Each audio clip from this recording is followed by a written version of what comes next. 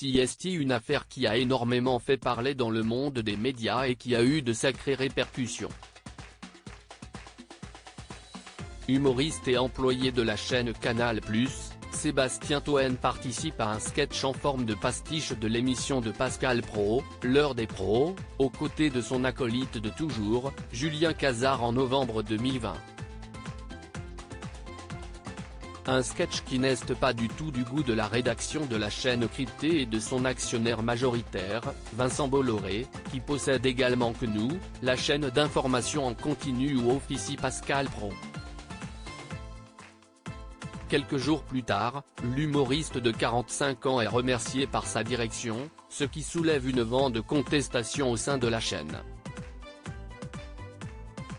Par la suite, son collègue Stéphane Guy lui rend hommage à l'antenne. « Je veux saluer l'ami Sébastien Toen qui n'a pas eu la sortie qu'il aurait méritée. On lui souhaite bon vent », lançait-il à l'époque.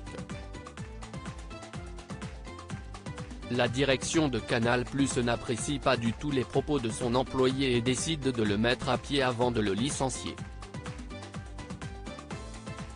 S'en est suivi un long litige entre le journaliste de 51 ans et la chaîne cryptée puisque ce dernier attaque son ancienne maison au prud'homme pour licenciement abusif et comme l'équipe nous l'a appris mardi dernier, la chaîne a été condamnée puisque le Conseil des prud'hommes de Paris a estimé que ce licenciement était abusif, et qu'il n'avait commis aucune faute, selon Olivier Katchikian, l'avocat du plaignant.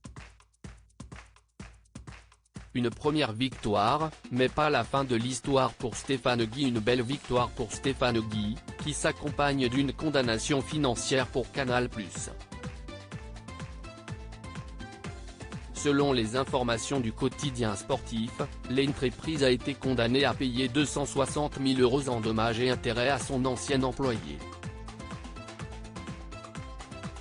Mais l'affaire n'est visiblement pas terminée si l'on en croit l'avocat du journaliste, qui officie désormais sur RMC, aux côtés de Daniel Riolo. Au-delà de la réparation financière qu'il a obtenue, mon client considère que les juges n'ont pas tiré toutes les conséquences légales de leur propre constatation. L'atteinte à la liberté d'expression ne peut se résoudre uniquement par des dommages et intérêts.